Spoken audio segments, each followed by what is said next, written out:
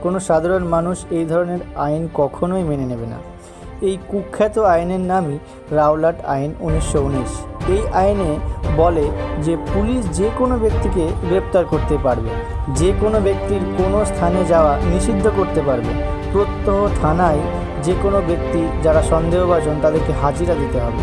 বাড়ি তল্লাশি করতে পারবে পুলিশ, প্রচুর টাকা জমায়েতও চাইতে পারবে। বিনা সাক্ষ্য প্রমাণে অর্থাৎ বিনা বিচারে দণ্ড দেওয়ার ব্যবস্থা নেওয়া হবে।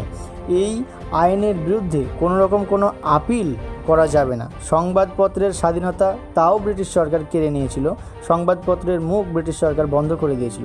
এই কঠোর আইনের ফলে ব্যক্তি স্বাধীনতা এবং রাজনৈতিক আন্দোলন একেবারেই বিনষ্ট হয়ে যাওয়ার উপক্রম। তাই মানুষ ক্ষুব্ধ হয়ে উঠেছিল।